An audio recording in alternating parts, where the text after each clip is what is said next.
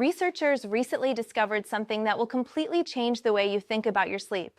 The problem waking you up every night has nothing to do with your bladder. And the solution is not what any doctor has ever told you. But before I reveal that, let me ask you something. Have you ever woken up at 2 in the morning with that urgent feeling, dragged your feet through the dark to the bathroom, crawled back into bed completely awake, stared at the ceiling, and thought again? If the answer is yes, stay here. Because in the next few minutes, I'm going to show you exactly why this happens and how to stop it for good. I'm Dr. Grace Prescott, a physician with 14 years of experience specializing in urology and bladder health. Over these years, I've witnessed the transformation of thousands of people who walked into my office without hope, convinced they had already tried everything. Today, I'm not here to give you generic advice. I'm not going to simply tell you to drink less water or avoid caffeine. I'm going to share something that most doctors never explain to their patients, a precise understanding of what is really happening inside your body at night, and a concrete method to fix it permanently. Stay until the end, because this information won't just change your nights, it could change your life. Let me start with a number that will surprise you. Up to 70% of adults over the age of 60 wake up at least once a night to urinate. For many, it's 2, 3 times or more. This condition has a medical name, Nocturia. And let me be very clear about something. Although it is common, it is not normal. It is not a harmless part of aging. It is a warning signal from your body, and the consequences go far beyond feeling tired. Think about it. You wake up in the dark, half asleep, your balance already compromised. The path to the bathroom becomes an obstacle course, a rug, a corner of furniture, a pet lying in the hallway. One fall can change everything. For older adults, a hip fracture often marks the beginning of a rapid physical and cognitive decline. This isn't an exaggeration. It's clinical reality. Beyond that, deep sleep is not a luxury. It is a biological necessity. It's during deep sleep that your brain consolidates memories, processes emotions, and flushes out toxic proteins that accumulate throughout the day. When that sleep is constantly interrupted, that cleanup process doesn't happen properly. The result, brain fog, poor memory, difficulty concentrating, and over time, a significantly higher risk of dementia. And it doesn't stop there. Every time you wake up abruptly, your body releases cortisol and adrenaline. Blood pressure spikes. Heart rate jumps. 3, 4, 5 times a night, you are subjecting your cardiovascular system to continuous, silent stress. Multiple studies have linked severe nocturia to higher risks of hypertension, heart disease, and stroke. And finally, perhaps the most invisible consequence of all, the emotional toll. Chronic sleep deprivation steals your joy. It makes you irritable, anxious, drained of energy for the people and things you love. You start pulling away from life without even realizing it. Now here is what nobody told you, and this is where everything changes. There are 3 physiological reasons behind nocturia. The third one is going to surprise you. First, as we age, the body produces less ADH, the antidiuretic hormone. Think of ADH as a signal that tells your kidneys it's nighttime, slow down. With less ADH, your kidneys ignore that signal and keep producing urine at full speed, even at 2 in the morning. Second, bladder capacity can decrease with age. But here is something crucial that most people don't know. In the vast majority of nocturia cases, the bladder is not the problem. It's the kidneys producing too much urine at night. You could have the largest bladder in the world and still wake up 3 times if your kidneys won't slow down. Third, and this is the one that changes everything, fluid redistribution. During the day, especially if you spend a lot of time sitting or standing, fluid naturally pools in your legs and ankles. You may notice some mild swelling by late afternoon. That's normal. But what happens to that fluid when you lie down? Gravity stops holding it in your legs. It flows back into your bloodstream, passes through your kidneys, gets filtered, and lands directly in your bladder, usually 2 to 3 hours after you lie down. That is why so many people wake up like clockwork at 1 or 2 in the morning. It's not random. It's the fluid from your legs finally reaching your bladder. When I explain this to my patients, the reaction is always the same. Why has nobody ever told me this? And that is exactly the right question. Now that you understand what is really happening, let's destroy the myths that have been keeping you trapped in this cycle. Myth number 1, I should drink less water during the day to urinate less at night. This seems logical on the surface, but it produces the exact opposite result. When you dehydrate yourself during the day, your urine becomes extremely concentrated and acidic. That irritates the lining of your bladder, making it hypersensitive, sending urgent signals even when it's barely full. On top of that, your body enters conservation mode. When you finally drink something in the late afternoon to quench that built-up thirst, your kidneys process all of it at night while you're trying to sleep. Drinking too little during the day frequently causes more bathroom trips at night, not fewer. Myth number 2, I just have a small bladder. I've always been this way. In most cases, the problem is not the size of the tank, it's the pace of production. Less ADH and the fluid returning from your legs are the real culprits. Blaming bladder size is a convenient excuse that keeps you stuck without ever addressing the root cause. Myth number 3, a glass of wine in the evening helps me relax and sleep better. Alcohol may cause initial drowsiness, but it completely sabotages your sleep quality and bladder control.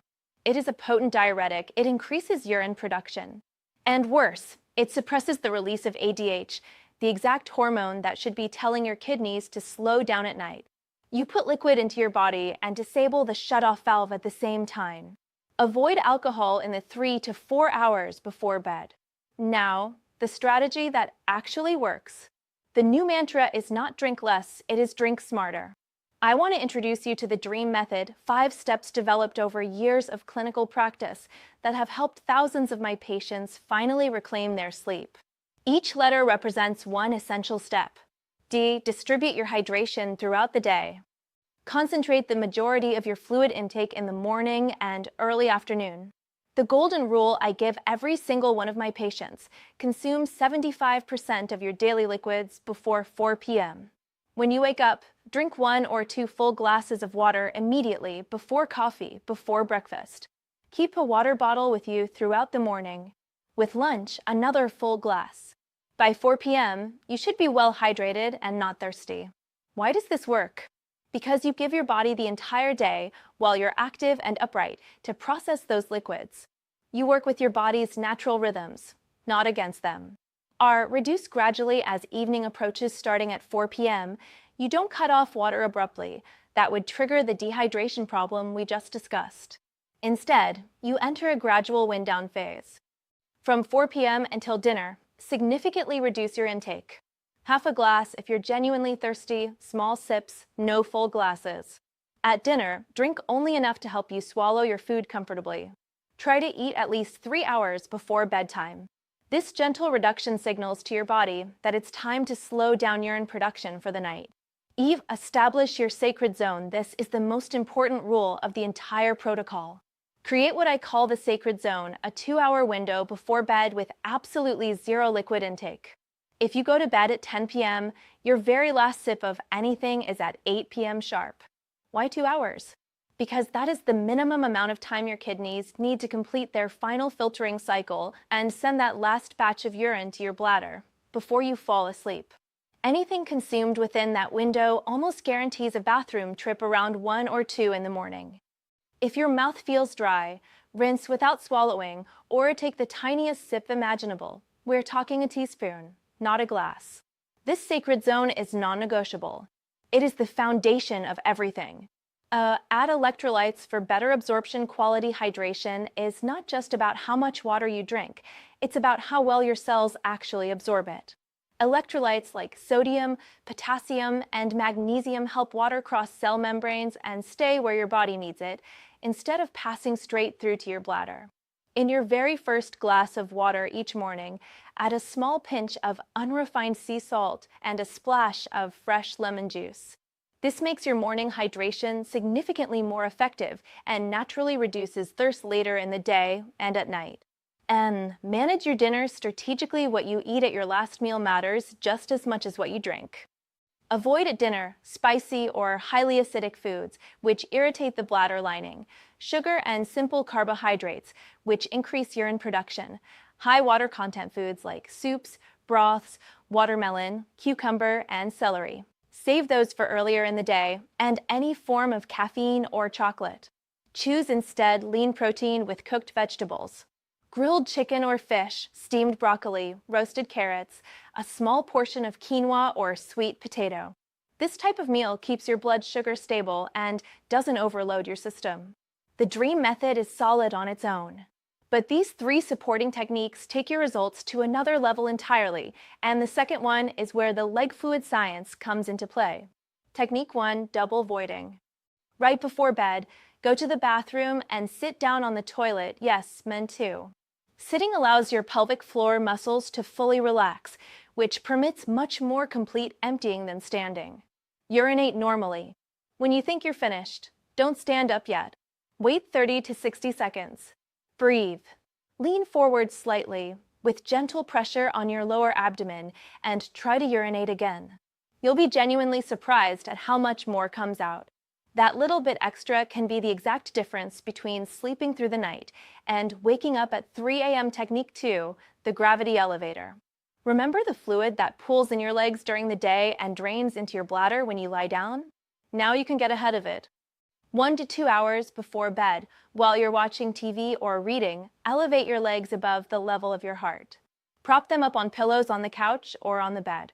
Gravity works in your favor. The fluid leaves your legs, returns to circulation, gets processed by your kidneys, and gets eliminated with your double voiding routine while you're still awake and in control. Your legs don't drain into your bladder at 2 a.m. because you already took care of it. During the day, compression socks help prevent that fluid from pooling in the first place. Technique 3, control your sodium throughout the day. We used a pinch of salt in the morning for electrolyte balance, and that's beneficial. But excess sodium in your overall diet is harmful. When you eat too much salt, your body retains water to dilute it. You feel thirstier, you drink more, and your kidneys produce more urine. Pay attention to the sodium in processed foods, deli meats, canned soups, frozen meals, and restaurant food. The levels are shockingly high. Cooking at home gives you full control. And reducing your overall sodium doesn't just help your bladder, it helps your blood pressure, your heart, and your kidneys. Over the course of this conversation, we've unmasked Nocturia, not as a minor inconvenience, but as a real threat to your health, your safety, and your quality of life. We've destroyed the myths that were keeping you trapped. And you now have in your hands a complete protocol, grounded in real physiology, to take back control of your nights. Let me tell you about Michael, a grandfather who had to give up his passion for building model ships because his hands trembled from exhaustion. 2 weeks after following exactly this protocol, he called my office. His voice sounded different, steadier, lighter.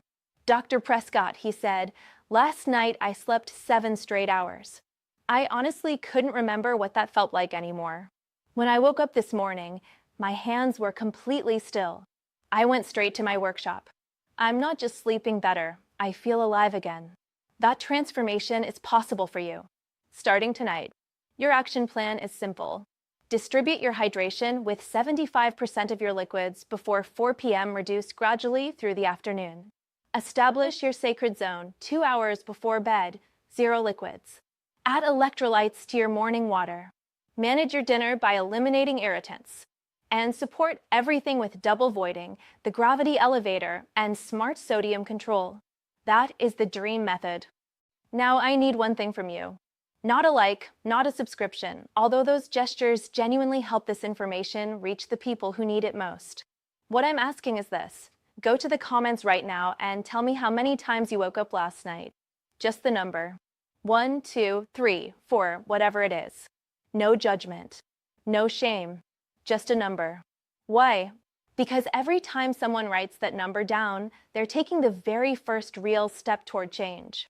And they're telling someone else who arrived here feeling completely alone, you are not alone in this. In the coming videos, I'll be following up with you on this journey. More strategies, more science, more stories of real transformation. But that next step begins with you tonight. Thank you for your time. Thank you for your trust. Now go hydrate smart, follow the DREAM method, and prepare yourself for the best night of sleep you've had in years. You deserve it.